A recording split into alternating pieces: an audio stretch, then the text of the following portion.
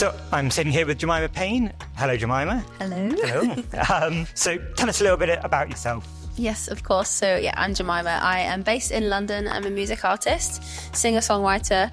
I've been in London 10 years this year, which is kind of crazy. Oh, wow. But I grew up on the island of Guernsey and absolutely loved it. But then felt like it would right to come over and study in London 10 years ago. So Wow.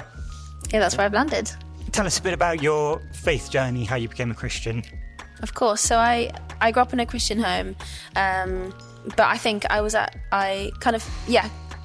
guess adopted my parents' faith. But then when I was just maybe like 10 or 11, I remember being at New Wine and we were singing a song. I can't remember what it's called, but the chorus is, "Oh no, you never let go." That one, classic old Christian song. It's brilliant. And I remember raising my hands in worship for the first time because I felt like that's how I wanted to respond to God and being quite self-conscious about it. But I was like, no, this is my faith and this is how I want to respond to God. I don't want to just do what my parents are doing or what people tell me to do, but this is how I want to respond to God.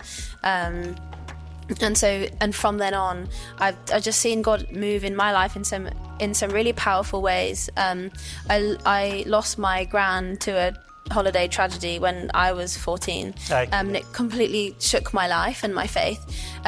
But through like the gift of, I feel like God's given me a gift of faith and just like knowing He's faithful and knowing He's always there for me, no matter what kind of hard things are thrown at me.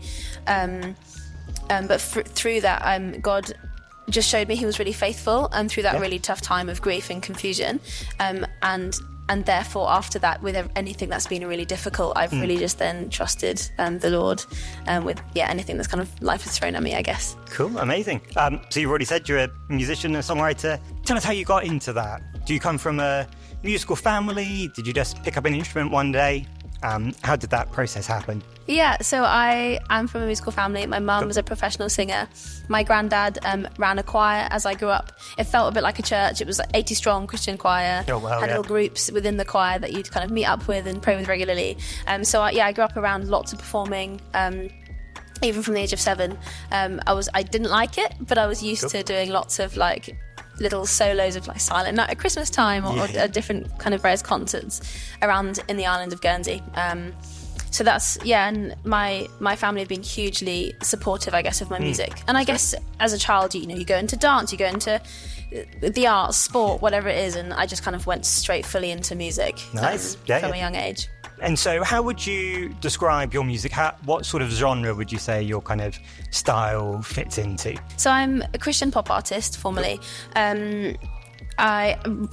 the main kind of vision I have with my music is to bridge the gap between sacred and secular. Perfect. And I do that through writing songs that are kind of to God, about my faith, about questions I've got, like, God, are you even there? Do you even want to use me? And God, I want to know you not just in my head. Don't want to know God intellectually, but I want to know Him in my heart and have a relationship with Him.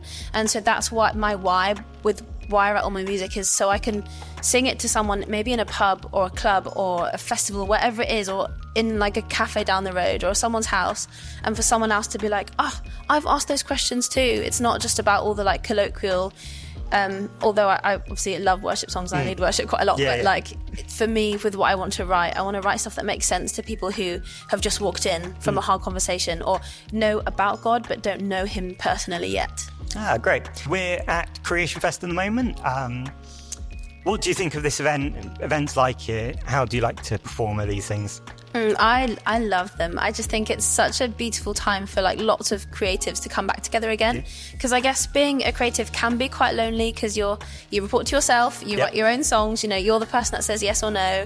And sometimes you obviously work with an amazing team, but these are the kind of places where you get to reconnect again with other creatives, support each other in your sets, and just be there to encourage each other and be like a real familiar face, because you end up getting quite a few of the same kind of artists at different festivals, and it's just such a lovely place to go and encourage each other.